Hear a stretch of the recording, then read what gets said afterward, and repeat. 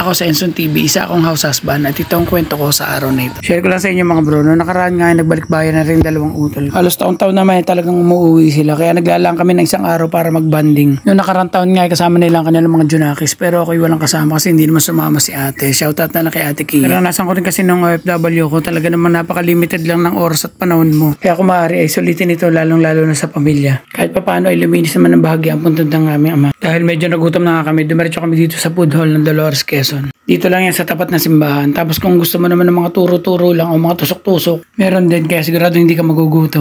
Insert ka na lang. Kuya. Umuwi ka na. Umuwi ka na.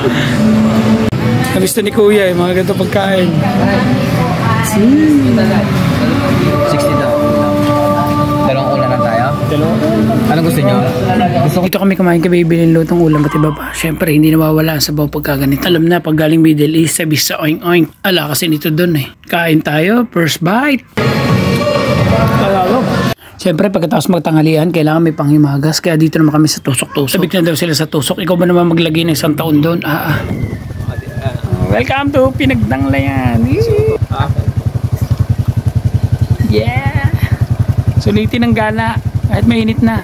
Dito nga pala sa Pinagdanglayan na minapuntahan kami magandang lugar. Tama-tama ito sa mga bakasyonista at saka sa mga gusto mag-picture tripping at unwind. Meron din sila mga rooms dito na pwede ka mag-overnight o kaya kahit ilang gabi kung gusto mo. Meron din sila dito parang barandillas.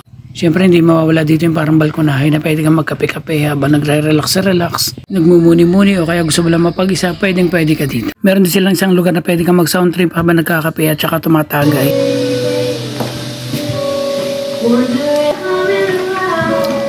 Alintapat, kape. Dahil minsan lang kami magkita-kita sa loob ng isang taon, kaya ito, hindi mawawala. Sumama na rin kami, pero nauna ang kape bago yan. We're going home!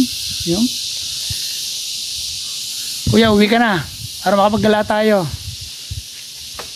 See you soon. Ito nga pala yung magandang lugar na napuntahan namin, ang Harden de Maria at Sinaysayan Cafe. Pakadali lang niya pong puntahan, tapos napakabait na may-ari na kausap namin, pati ang mga crew. Tapos dumiretso naman kami dito sa dating tinitira namin. Taga dito nga pala talaga kami sa Dolores sa May Bulacan. Tatandaan namin dati ito yung pababa papunta sa amin. Shoutout nga pala kay tita kasi natatandaan niya daw kami. Marami siya naikwento sa amin tungkol sa aming kabataan noon. At syempre shoutout dito kay Ninong Mario at Ninang Nelia and sa lahat ng Malasmas family. Last year pa nga pala tong kuha na to. Babawi na lang daw uli sila sa susunod na bakasyon. Medyo maikli lang kasi ang bakasyon nila ngayon. Nakakamiss din nga naman yung sayo nung nagpunta kami dito, inabot na kami ng gabi. So dyan napakabilis ng panahon. Parang kailan lang ay kami lang nga nagbabanding magkakapatid. Tapos kaya nadadagdagan na kami habang kami nagkakaroon ng pamilya. Sabi nga, the more the merrier, mas masaya. Kaya kung saan man tayo dalhin ng ating tadhana, huwag natin kalilimutan ng ating pamilya. At kung tayo naman ay magtatagumpay at papala rin sa profesyon natin na pili, naway tayo hindi pagbuklo din ng karangyaan. Ano ga?